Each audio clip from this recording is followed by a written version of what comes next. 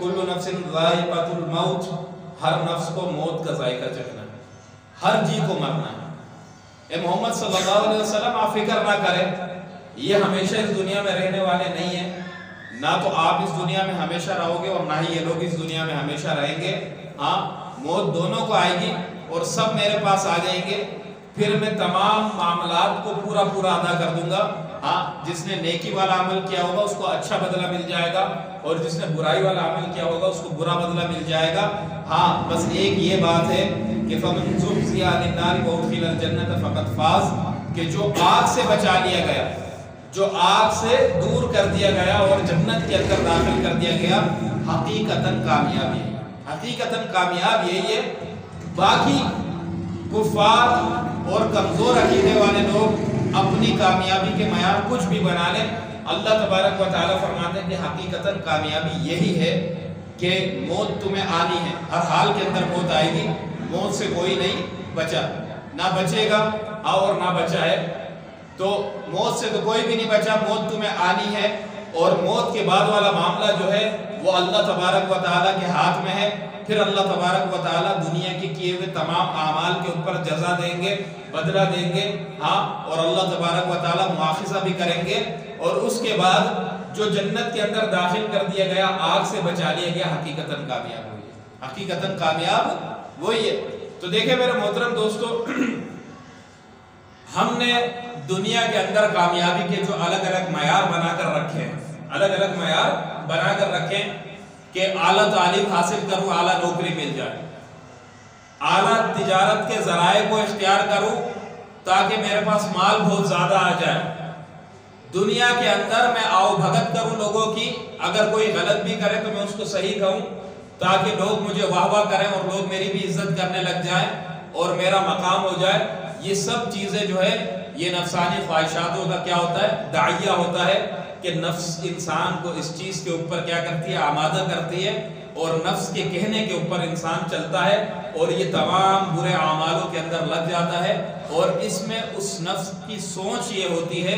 कि मैं ये तरीके जब इख्तियार करूँगा तो मैं कामयाब हो जाऊँगा। लेकिन देखें, ये कामयाबी के रास्ते नहीं है, ये कामयाबी के रास्ते नहीं है। जो इन राहों के ऊपर चलेगा वो कभी भी कामयाब नहीं हो सकता। हाँ, दुनिया के अंदर मालदार हो जाना, दुनिया के अंदर नाम वाला हो जाना, ये सब चीज़ें हासिल कर लेना, लेकिन अल्लाह तबारक व तआला की निगाह के अंदर अगर इंसान की कोई हैसियत ना हो तो ये बंदा किसी काम का नहीं। देखें, अल्लाह के रसूल एक दफ़ा तशरीफ फरमा थे,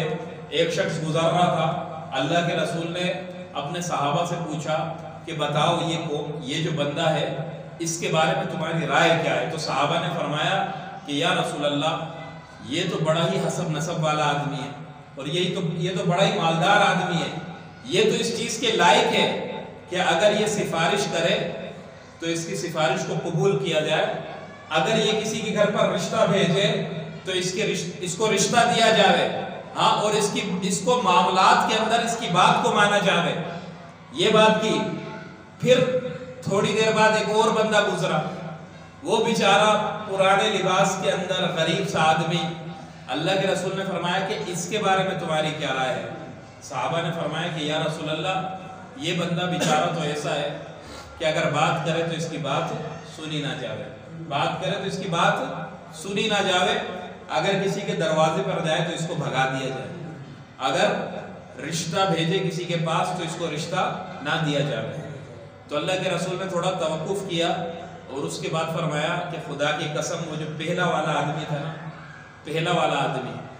उस जैसे, वो कौन सा, वो मालदार, वो हसब नसब वाला, कहा कि उस जैसों से ये दुनिया भर जाए, दुनिया उस जैसों से ये दुनिया भर जाए, वो इस एक के बराबर नहीं हो सके कि अल्लाह के निगाह में इसका वो मकाम और वो मर्तबा और वो दर्जा है। हाँ, तो देखें, ये अल्लाह के रसूल की तालीम, ये अल्लाह के रसूल ने सिखाया कि मालदारी कुछ भी नहीं है, हसब और नसब कुछ भी नहीं है। हाँ, अगर हसब नसब कुछ चीज़ होती और मालदारी कुछ चीज़ होती तो अल्लाह के रसूल को अल्लाह तबारक व तआला मालदारी देता। हाँ, मालदारी देता और हसब नसब पर फख्र करना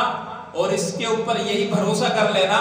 कि बस यही मुझे हसब नसब कामयाब कर देगा। हाँ, मैं दुनिया में बड़े हसब वाला हूँ, मैं बड़े नसब वाला हूँ, तो आखिरत के अंदर भी कामयाब हो जाऊँगा। تو پھر اللہ کے رسول کھڑے ہو کر وہ اعلان نہ کرتے؟ ہاں، کہ حدیث کے اندر آتا ہے کہ اللہ کے رسول نے کھڑے ہو کر اعلان کیا، اپنے قبیلے والوں کو مخاطب کیا اور مخاطب کر کے کیا کہا کہ اے بنو ہاشم، تم لوگ عمل کرو، عمل، تم لوگ کیا کرو، عمل کرو، خدا کی قسم میں تمہیں اللہ سے نہیں چھڑا سکوں گا۔ کہ اگر تم نے یہ سوچ لیا کہ ہم تو اللہ کے رسول کے خاندان والے ہیں، اعلیٰ حسب والے ہیں، سید ہیں، سادات ہیں، اور ہمیں اللہ تبارک و تعالی ہمارے اسی نسب کی وجہ سے بخش دے گا کل قیامت کے دن، جیسے دنیا کے اندر ہمیں بڑے درجے عطا فرمائے، کل قیامت کے دن بھی ہمیں بڑا درجہ ملے گا، تو خدا کی قسم تمہاری یہ سوچ غلط ہے، میں تمہیں اللہ سے نہیں بچا سکوں گا، اگر تمہیں کوئی چیز بچائے گی تو وہ تمہارے نیک اعمال ہوں گے۔ پھر اس کے بعد اللہ کے رسول نے اور آگے بڑھ کر فرمایا کہ اے صفیہ، اے میری پھپھو، اے میری پھپھو، تو بھی کچھ عمل کر، تو یہ نہ سوچنا کہ میں رسول اللہ صلی اللہ علیہ وسلم کی پھپھو ہوں تو بچ جاؤں گی، نہیں ہو سکتا ایسا۔ اگر تیرے پاس عمل نہ ہوا تو اللہ تبارک و تعالیٰ کی نگاہ میں تیری کوئی حیثیت نہیں ہوگی، میں اللہ سے تجھے نہیں بچا سکوں گا۔ پھر فرمایا کہ اے عباس، آپ بھی عمل کرو، عمل، کہ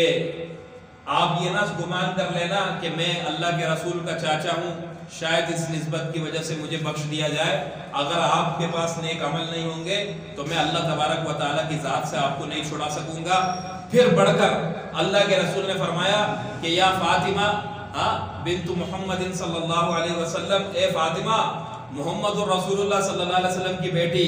مجھ سے میرا مال مانگنا ہے تو مانگ، جتنا مانگنا ہے میں تیرے کو دوں گا، لیکن عمل کرتی رہے، عمل کرتی رہے، بے عملی مت کریو، عمل کو نہیں ترک کریو۔ تو یہ نہ سوچنا کہ تو اللہ کے رسول کی بیٹی ہے تو تو بچ جائے گی، اگر تیرے پاس اعمال نہ ہوئے تو پھر قیامت کے دن میں تجھے بھی نہیں چھڑا سکوں گا۔ یہ اللہ کے رسول اپنے خاندان والوں سے کہہ رہے، خاندان والوں سے۔ ہم، میں اور آپ کیا چیز ہے، ہم کیا حیثیت رکھتے ہیں جب اللہ کے رسول اپنے خاندان والوں سے اس طریقے سے کہتے ہیں؟